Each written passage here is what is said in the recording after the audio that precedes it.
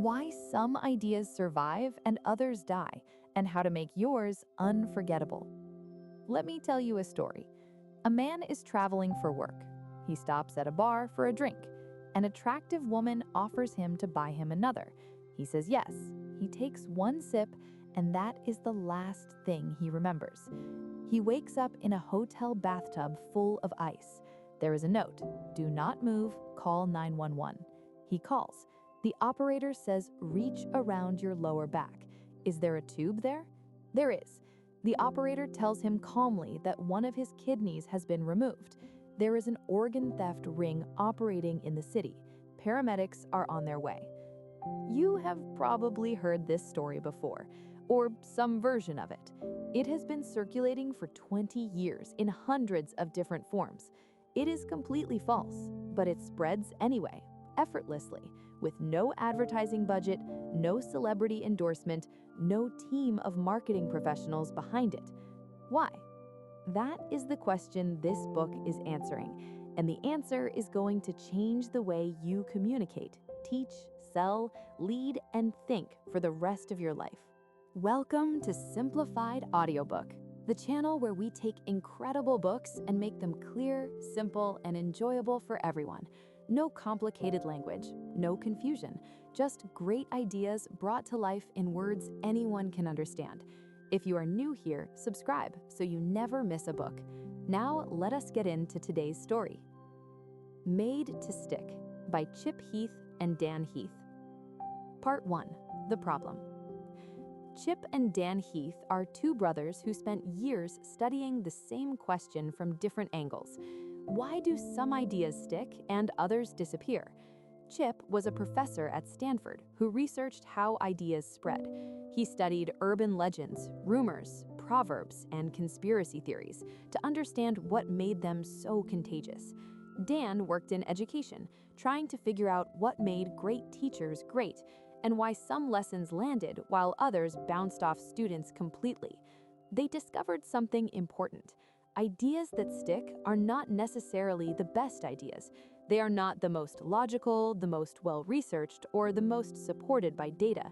The kidney theft story is completely false, and it spreads everywhere. Many brilliant, true, important ideas disappear without a trace. So what is the difference? To show the contrast, they use a real example. In 1992, a non-profit organization discovered something alarming. A bag of movie popcorn, the medium size you buy at a regular cinema, contains 37 grams of saturated fat. The government recommends no more than 20 grams per day. That one bag of popcorn has nearly 2 days' worth of saturated fat, and theaters were selling it in buckets. The organization had to communicate this to the public, but how do you make people care about 37 grams of saturated fat? Nobody knows what that means. It sounds technical and boring. If they just released a press statement saying movie popcorn has 37 grams of saturated fat, it would be reported in one newspaper, forgotten by lunch, and never change any behavior. So instead, they did this. They laid out a full day of terrible eating on a table in front of cameras. A bacon and eggs breakfast, a Big Mac and large fries for lunch, a steak dinner with all the trimmings, everything spread out together, greasy and enormous. Then they said all of that food combined has less saturated fat than one medium bag of movie popcorn. The story was on every major news channel the same day. Jay Leno and David Letterman made jokes about it. Newspapers ran headlines like, "Popcorn gets an R rating." Theater chains across the country announced they were switching their cooking oil within weeks. One message, no advertising budget, an idea that actually changed behavior. The difference between that message and a dry press release is what this book is about. And by the end of it, you will know exactly how to build messages that work. Now, here is the framework the whole book is built around. After studying thousands of naturally sticky ideas, the brothers found that the stickiest ones almost always share 6 qualities. They named them with an acronym, SUS. Simple, unexpected, concrete, credible, emotional, stories. Each chapter gets its own chapter. Each chapter is full of real examples that show you exactly how it works. Let us go through them one by one. Part 2. Simple. The first quality of a sticky idea is that it is simple. But simple does not mean dumbed down. It does not mean short. It means getting to the core of the idea and expressing it in a way that is compact and powerful. The authors give an example from the military. In modern warfare, things change fast. A commander gives orders, then circumstances shift completely before anyone can act on those orders. So the US military developed something called commander's intent. Before any mission, the commander states one single clear sentence describing what winning looks like. Not the detailed plan, not the 17 backup scenarios, just the core goal. The idea is that if every soldier knows the commander's intent, they can adapt on the fly and still move toward the right outcome, even when the original plan falls apart. The commander's intent is the answer to, if everything goes wrong and I cannot reach you for instructions, what is the one thing I need to accomplish? This is what the authors mean by finding the core. Strip away everything that is not essential until you have the one most important thing. Then express that thing as compactly as possible. During Bill Clinton's 1992 presidential campaign, his advisor James Carville wrote 3 phrases on a whiteboard that the whole campaign had to focus on. The first was change versus more of the same. The second was do not forget healthcare. And the third was the one that changed the election. It was, it is the economy, stupid. That phrase became a cultural moment. It defined the entire campaign. It told every person working for Clinton what mattered most. It told voters what they should be thinking about. It was rude, memorable, and impossible to misunderstand. 2 of those 3 phrases disappeared. One of them shaped American political history. That is the power of finding the core and compressing it into something compact. The book also talks about what it calls the curse of knowledge. This is one of the most important ideas in the whole book. Here's what it means. Once you know something, it is almost impossible to remember what it felt like not to know it. Experts constantly overestimate how much their audience understands. Teachers explain things using vocabulary students haven't learned yet. Managers give instructions that seem obvious to them but leave employees completely confused. Scientists write papers using terms that are precise but utterly meaningless to anyone outside their field. The authors describe an experiment. A researcher asked one group of people to tap out the rhythm of a well-known song on a table while another person tried to guess what song it was. The tappers predicted the listeners would guess correctly about 50% of the time. The actual success rate was 2.5%. Why? Because when you're tapping, you're hearing the full song in your head.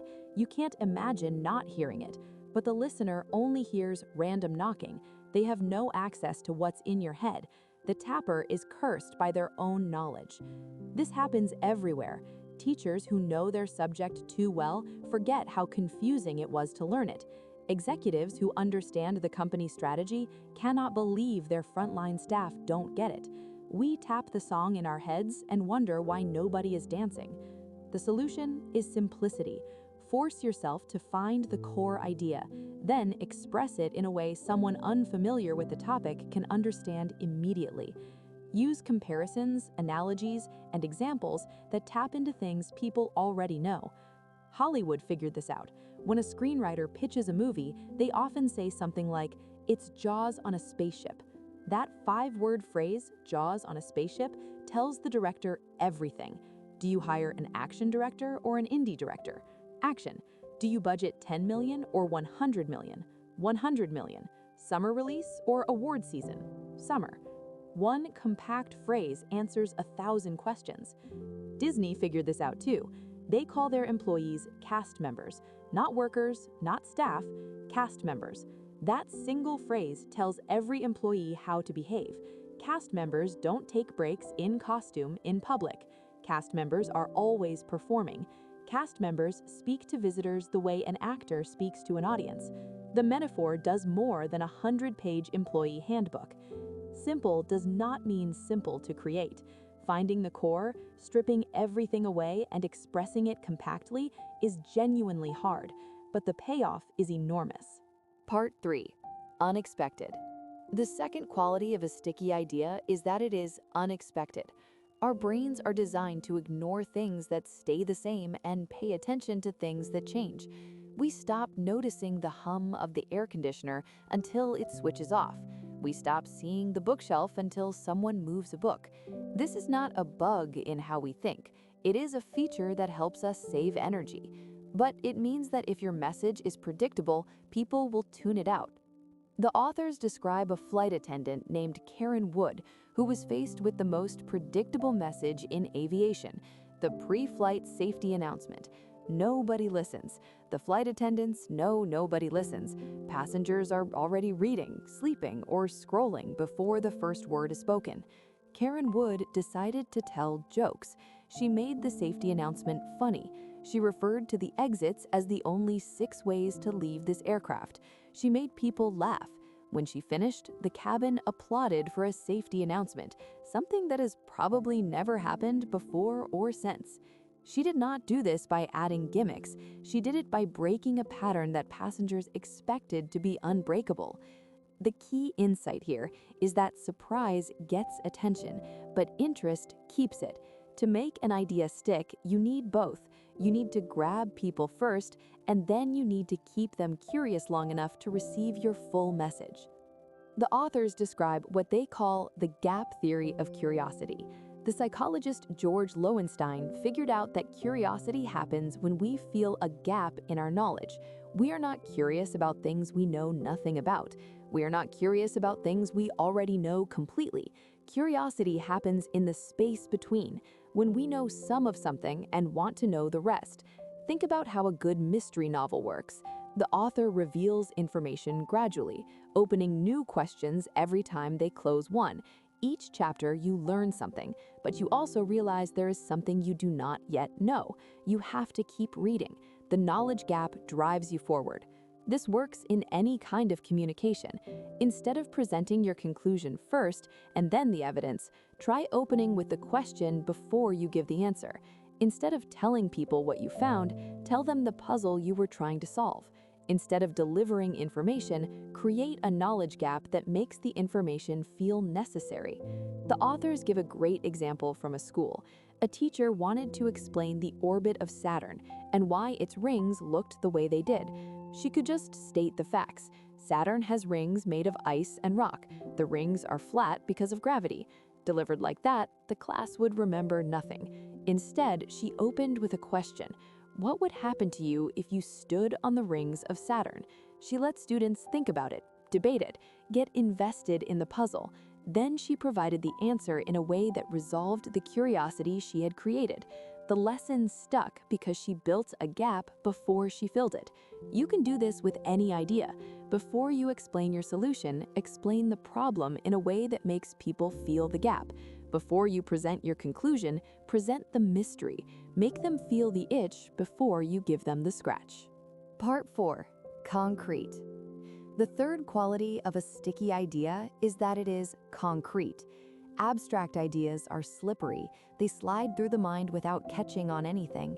Concrete ideas are sticky because they give the brain something real to hold on to. Here's the difference. You can say, our customer service is excellent. Or you can say, a Nordstrom employee once gift-wrapped a present a customer had bought at a different store. The second version is concrete. It gives you a specific, physical, memorable image. It's the kind of story that spreads on its own because it is so specific that it feels real, and real things are easy to remember and repeat. The authors compare the human memory to Velcro. Abstract ideas are like a smooth plastic surface. They have nothing to grip. Concrete details are like the tiny hooks that Velcro uses to grab onto things. The more hooks, the stronger the grip. They give a fascinating example involving subtraction.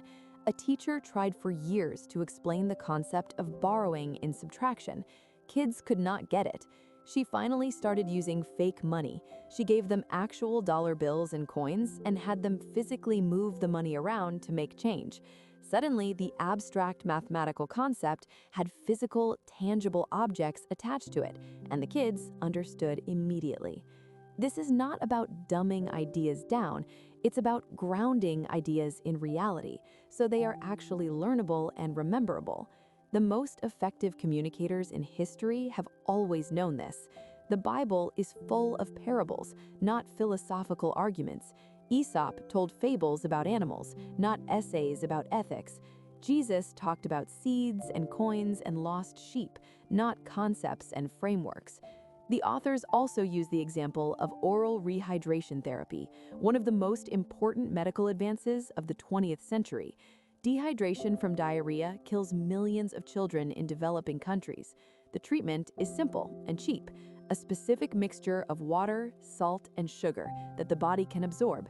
The problem was getting local health workers in remote areas to administer it correctly. One team found the perfect solution. They told health workers that the mixture should taste about as salty as tears. No measuring equipment needed, no written formula to memorize, just as salty as tears. Concrete, human, unforgettable. The right ratio could now be taught to anyone in any context with no tools. That is what concrete means. It means finding the physical, sensory, specific version of your idea, not strategies and frameworks, scenes and examples and objects and actions. Part 5. Credible. The fourth quality of a sticky idea is that it is credible. For an idea to stick, people have to believe it. But most of us approach credibility the wrong way. We assume to be credible, we need credentials, expert status, official endorsements, data and statistics. These things can help, but they're not always necessary, and sometimes they actually make things worse. The authors give a beautiful example. When the anti-smoking campaign Truth wanted to reach teenagers, they did not use doctors or scientists or official health statistics. They hired other teenagers, young people who had worked in the tobacco industry, who had seen internal company documents, who could speak as insiders about how the industry deliberately targeted young people and manipulated their products to maximize addiction. This was far more powerful than any medical authority, because for teenagers, the most credible messenger is not a professor in a white coat. It is someone who looks like them, who talks like them, who has first-hand experience and has nothing to gain by lying. This is what the authors call anti-authority. Sometimes the most credible person to deliver a message is the least expected one. A smoker dying of lung cancer is more persuasive than a surgeon general. A former gang member talking to at-risk youth is more credible than a police officer. The book also talks about the power of specific, concrete details in building credibility.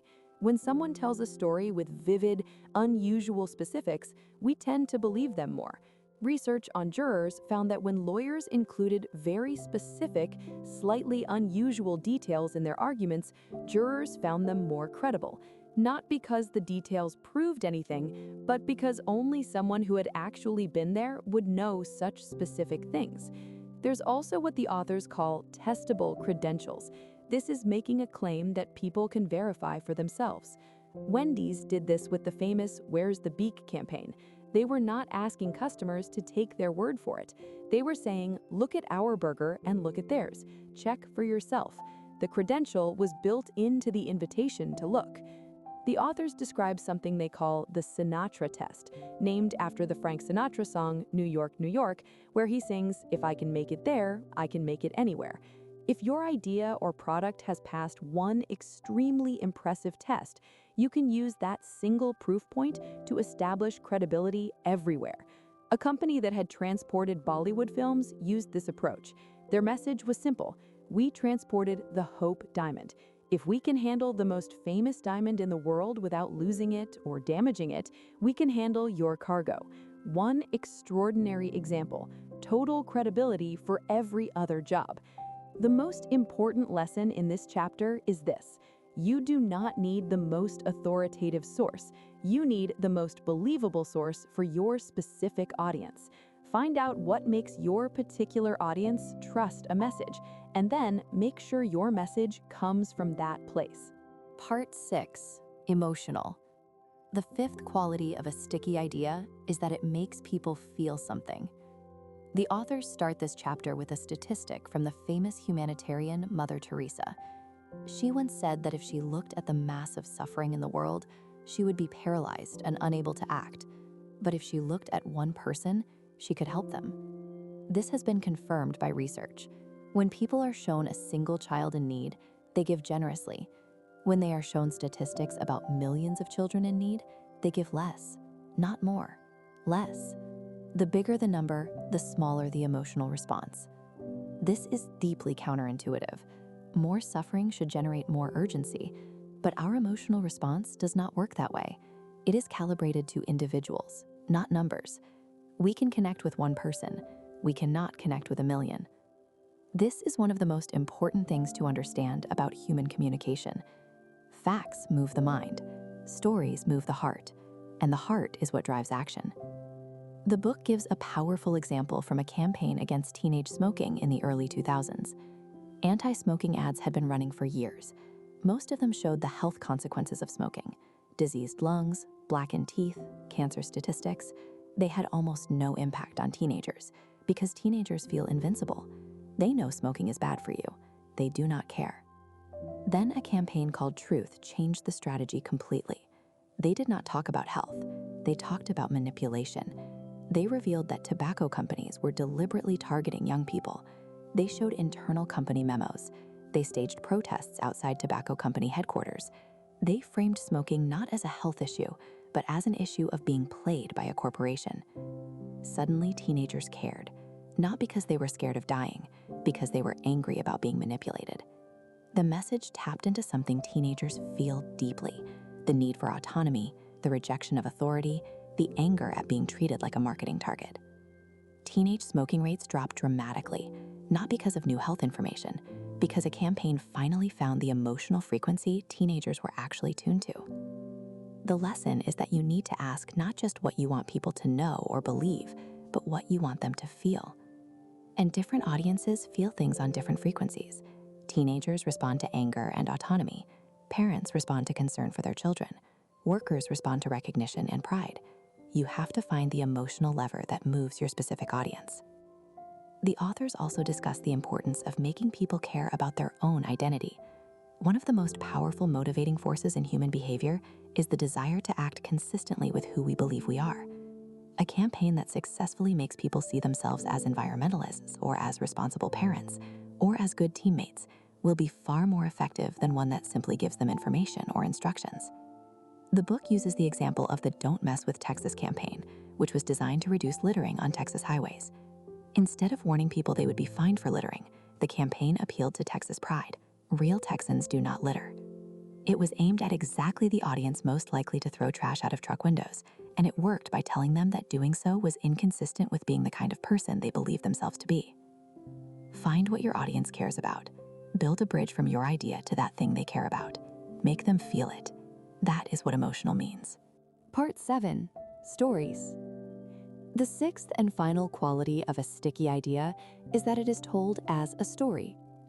Stories are the oldest technology for sharing ideas that humanity has ever developed. We have been telling stories since before we had writing. We dream in stories. We remember our lives as stories. We make sense of the world through stories. The authors give a beautiful example from a nurse. A veteran nurse is in the operating room.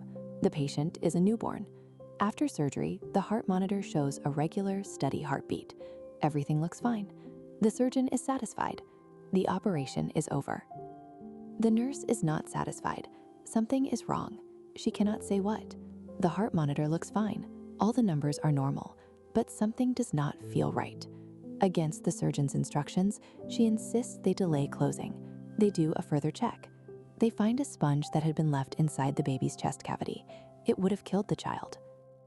The nurse's expertise, built over years, allowed her to detect something that was not showing up in any instrument. She could not explain it in technical terms. She just knew. This story teaches a critical lesson about expertise that no amount of data or statistics could communicate. More than that, it stays with you. You remember it. You can tell it to someone else. You might even use it to advocate for listening to your instincts in your own work. That is what stories do. They carry ideas inside them in a form that is naturally memorable and naturally transmittable. The authors identify 3 basic types of stories that tend to be most effective. The first is the challenge plot. Someone faces a difficult obstacle and overcomes it through courage, persistence, or cleverness. Jared, the man who lost 245 pounds eating only Subway sandwiches, is a challenge plot story. This type of story inspires action. It tells people that they can do hard things. The second is the connection plot. Someone crosses a divide to connect with someone very different from themselves. A story of understanding, empathy, or friendship across a cultural or social boundary. These stories make people want to help each other and work together. The third is the creativity plot. Someone solves a problem in an unexpected way. A clever hack, an elegant solution, an insight that nobody saw coming. These stories inspire creative thinking and teach people to see problems differently. The authors also make an important point about what stories do to the listener. A good story is not just something you absorb passively. It activates your mind. When someone describes walking down a street, you imagine walking down a street. When someone describes a conversation, you imagine being in that conversation. Stories are mental simulations that prepare us for real situations in a way that abstract advice never can. A manager who tells her team, "Always speak honestly with clients," is giving information. A manager who tells her team the story of what happened when a colleague told a client an uncomfortable truth and the client thanked them for it and gave the company more business is doing something different. She is running a simulation in everyone's minds. She is making the lesson feel real and showing exactly how it plays out. The book ends with an observation about something the authors call the curse of knowledge, which we mentioned in the simple chapter. It is the most fundamental problem in all communication. When you know something well, you forget what it is like not to know it. Stories are one of the most powerful antidotes to this curse. A story puts knowledge back into a real-world context. It reminds both the teller and the listener that this idea came from somewhere, that it connects to real human experience, and that it has real human consequences. The conference example the book gives is striking. A group of presenters spent months preparing research papers full of recommendations, things like keep communication lines open and do not wait too long when problems arise. These were meant to be their key takeaways. A team of researchers attended the same conference and simply wrote down every story that was told during presentations. They compiled all the stories into a packet. The conference organizer loved it. It was vivid, memorable, and actually useful. The presenters were furious. They did not want to be remembered as people who just told stories. They wanted credit for their intellectual frameworks. But the researchers pointed out the obvious. The recommendations, stripped of their stories, meant nothing. Keep communication lines open means nothing without the story that taught you why. The story is not the decoration around the idea. In most cases, the story is the idea. Part 8. Putting it all together. So here is the full framework. 6 qualities that make ideas stick. Simple. Find the core of your idea and express it as compactly and powerfully as possible. Strip away everything that is not essential. Fight the curse of knowledge by communicating in a way that someone who knows nothing can understand immediately. Unexpected. Break the pattern your audience expects. Create a surprise that gets their attention. Then build curiosity by opening knowledge gaps that make them want to hear more. Present the mystery before you reveal the answer. Concrete. Ground your abstract idea in something physical and specific. Give people scenes and examples and objects, not frameworks and strategies. Make it sensory. Make it real. Give the brain something to hold on to. Credible. Find the right source for your specific audience. Sometimes that is an expert. Sometimes it is an anti-authority, someone who has lived the experience. Use specific details to build trust. Invite people to test the claim themselves. Emotional. Make people feel something. Connect your idea to something your audience already cares about. Target identity, not just information. Find the emotional frequency your specific audience is actually tuned to. Stories. Tell the idea as a story. Use one of the 3 powerful story structures. Let the listener's imagination participate. Remember that a story is not decoration around your idea. Often the story is your idea. The authors end with a simple challenge.